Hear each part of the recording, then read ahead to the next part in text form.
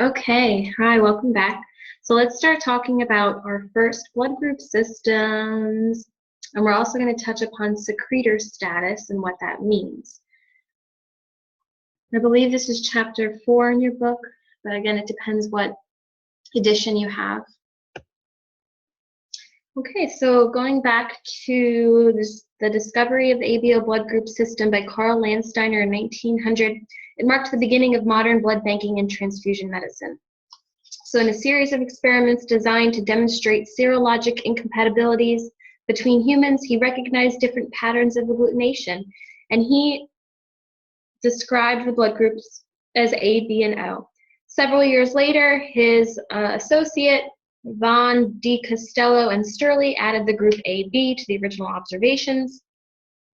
Landsteiner did develop the Landsteiner's rule, however, stating that normal, healthy individuals possess ABO antibodies to the ABO blood group antigens absent from their red cells, which we've previously discussed. So this first blood group system that we're going to discuss today is the ABO system, and it remains the most important blood group system for transfusion purposes. Accurate donor and recipient ABO types are fundamental to transfusion safety because of the presence of ABO antibodies in individuals with no previous exposure to human red cells. So these are just naturally occurring, and they do have the potential to cause transfusion reactions. It doesn't matter whether they're IgG or IgM. They can activate complement readily and cause life-threatening situations.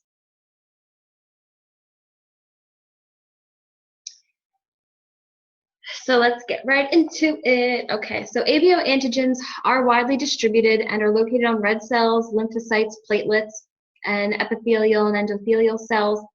The soluble forms of the ABO system antigens can also be synthesized and secreted by tissue cells. So as a result, ABO system antigens are found in association with cellular membranes and as soluble forms.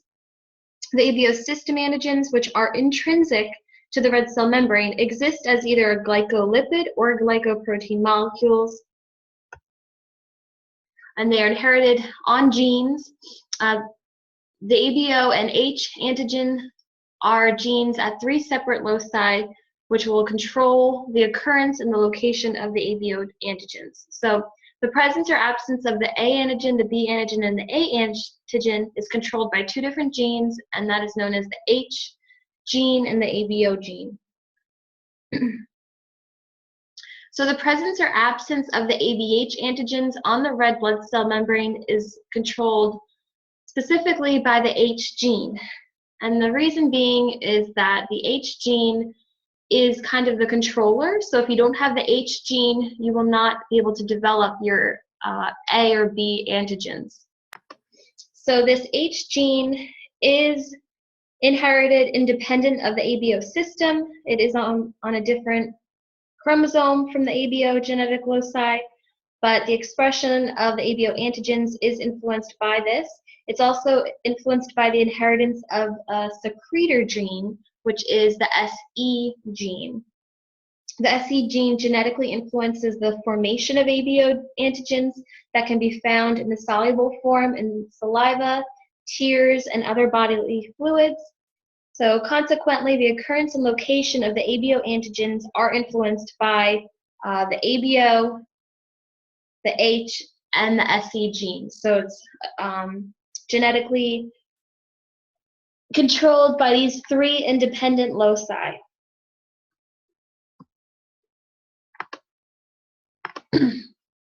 So here they are again, the H gene, the SE gene, and the ABO gene. So I'm sorry if I was talking way too loud. I'm like kind of sick, so I'm trying to talk very loud. The H gene has the capital H and the little h alleles. The little h is an amorph, and as we discussed, amorphs do not produce a observable trait. The SE gene has the big S little e and then the little s little e allele, and the second one, the little s little e, is also an amorph, so that would not produce a observable trait. And then the ABO genes has the A allele, the B allele, and the O allele. Now this H gene which is, in control of our H antigen, is actually going to code for an enzyme that adds the sugar fructose to the terminal sugar of a precursor substance. And that precursor substance, in the form of proteins and lipids, is formed on an oligosaccharide chain. So that's the basic structure. And this oligosaccharide chain is a chemical compound formed by a small number of simple carbohydrate molecules. Now here is the actual red blood cell precursor structure with that oligosaccharide chain attached either to the protein or the lipid carrier molecule. And so this oligosaccharide chain comprises 4 sugar molecules that are linked in a simple linear form. So what you'll see here is there are 2 terminal sugars, galactose, it's actually D-galactose, and then N-acetylglucosamine. And these can be linked together in 2 different configurations, as your book explains, based upon the 1 carbon in the galactose. If it's linked with the number 3 carbon of the N-acetylglucosamine, it's known as a beta 1 to 3 linkage, and that would produce antigens that are normally found in your body fluids and secretions. So type 1 oligosaccharide chain structures are body fluids and secretions, whereas type 2, which is when the 1 carbon of the galactose binds at the 4 carbon of the N-acetylglucosamine. This is called a beta 1 to 4, and this describes the type 2 oligosaccharide chain structures, and this is the one, the beta 1 to 4 linkage, or this type 2 structure, is the one where our red blood cells are going to utilize in order to determine our blood group. So this next diagram that you see is the development of the H antigen. So the H antigen, as we now know, is the only antigen in the H blood group system because that little H is an amorph. It's inherited on chromosome 19, and it is closely linked with the secretor locus, or the SE gene. Now this H allele that codes for the H antigen is a high-frequency antigen. So 99.999% of the population has this antigen, and because they code for this, this gene is going to allow the ABO structures to bind onto this and build our blood types. So essentially, this H allele is going to code for an enzyme known as transferase. And the transferase enzyme promotes the transfer of a biochemical group from one molecule to another. And essentially what happens is the H antigen is able to form because the transferase transforms into a glycosyltransferase and is able to add on a fucose molecule onto the oligosaccharide chain. So when you hear H antigen, what we're really thinking about is this fucose molecule that has been added on to the original type 2 oligosaccharide chain attached to our red cell. And so the H antigen is the foundation upon which our A and B antigens are built. Without the H antigen, we're not going to be able to have a blood type. We're not going to be able to be A or B and build on that. So A and B genes are going to be coding for enzymes as well that are going to add a sugar onto this H antigen. So immunodominant sugars are present at the terminal ends of the chains, and they are the ones that confer the ABO antigen specificity. And so the 2 immunodominant sugars that I'm going to discuss are the ones listed here in bold, the N-acetylgalactosamine and the D-galactose. These are known as immunodominant sugars because they're going to be allowed to bind as long as the H fucose molecule has bound to that original oligosaccharide. So in order to be an A blood type person, you must inherit the A gene, which would code for the enzyme transferase that's going to add the immunodominant sugar N-acetylgalactosamine to the terminal sugar of the H antigen. And then if you want to know how you're a B blood group system, well, you've inherited the B gene, which is going to code for the transferase enzyme that's going to add a D-galactose to the terminal sugar of the H antigen. There are some nice pictures in your book, so please make sure to go look, but the important thing is to know is that these sugars are allowed to be added on through the use of the enzymes that the gene codes for, because the H fucose is already previously there.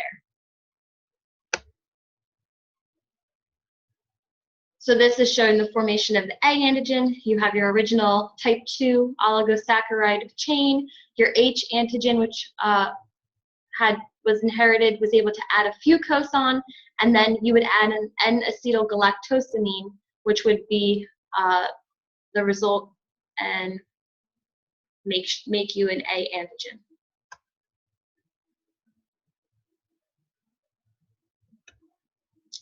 Now, to form a B antigen, we'd have our type 2 oligosaccharide chain, and then we'd have our H antigen that was also inherited that added our fucose molecule, and then we'd have our galactose add-on. So you'll notice that it's adding on to the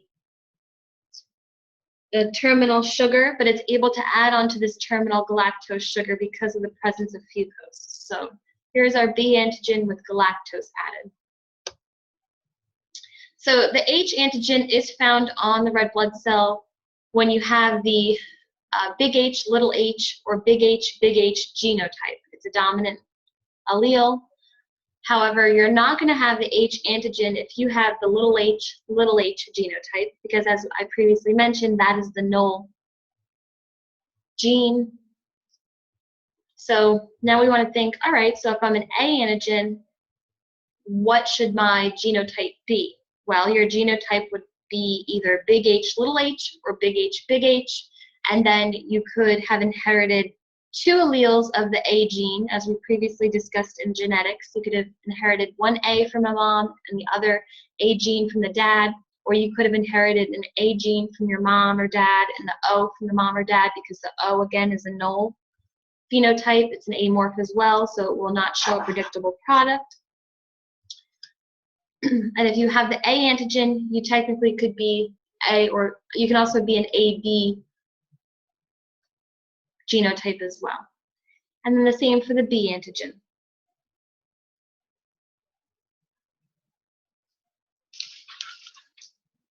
Now, this H antigen is possessed by blood types more so than others. So here we have the different blood types, and it shows where the greatest amount of the H antigen is going to be located. So as you can see, reading from left to right, we have the greatest amount of H antigen located on people who are the O blood type.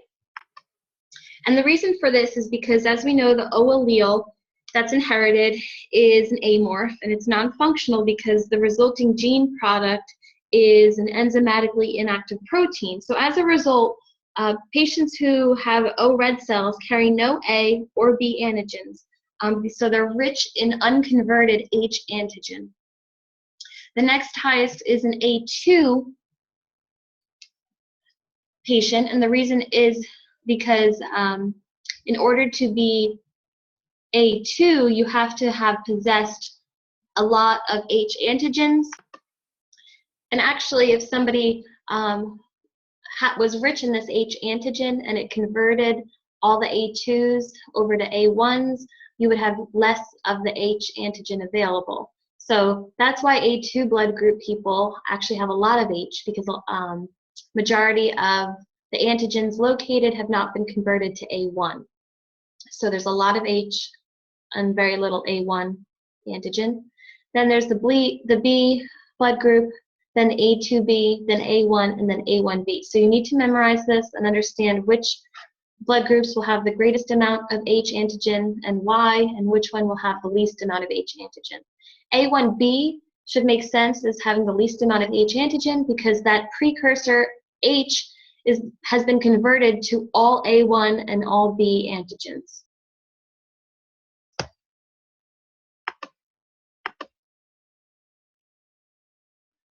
So as I was saying, why do group O individuals have more H antigen than the other groups? Well, the O gene is a silent allele and it does not alter the surface of the H substance. Thus, it means that there's going to be a lot of H antigen sites that go unconverted. And so here's a nice picture.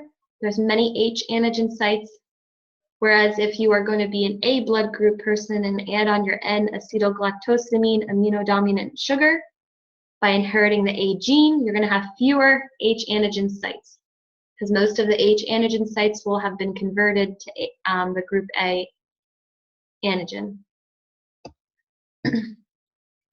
So now the next thing I want to talk about is secretions.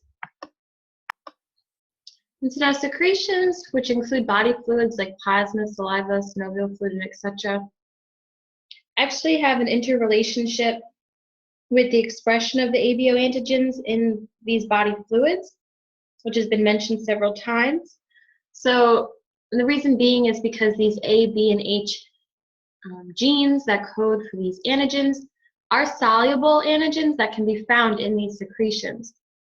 And so the availability of them in these secretions is controlled by both the H gene and this secretor gene. So the secretor gene consists of two alleles, the big S, little e gene, and the little s, little e gene.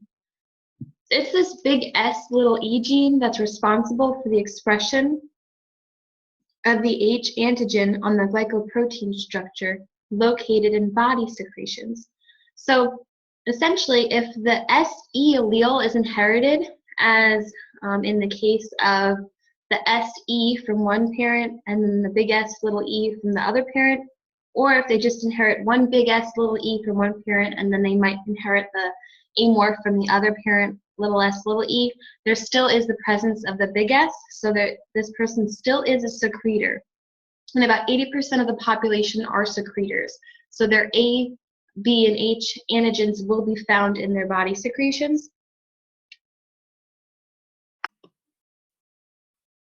And the way that this works is that secretors express soluble forms of the H antigen in their secretions, and these H antigens can then be converted to A or B antigens by the designated transferases. So individuals who inherit the little s, little e genes are actually called non-secretors. So this is about 20% of the population, and this group they've inherited two forms of the amorph where nothing's going to be expressed. So little s, little e individuals do not convert antigen precursors to H antigen, and they have neither soluble H antigen nor soluble A or B. So because the secretor gene was not inherited, their original type 2 oligosaccharide chain can't even add the fucose or the H antigen on. So the SE gene, the secretor gene, codes for the presence of the H antigen in secretions. Therefore, the presence of A and or B antigens in the secretions is contingent on the inheritance of both the SE gene and the H gene. So down below, you can see a nice diagram of this. On the top, we see that the secretor gene has been inherited, whether it was through inheriting a big S, little e from both parents or just a big S, little e from the one parent. And because the secretor gene was inherited, the H antigen is able to be inherited and add a fucose on to the molecule. So then this H is converted in secretions to either A antigen or B antigen, and these are all soluble, and we really could test saliva or other secretions for these soluble antigens.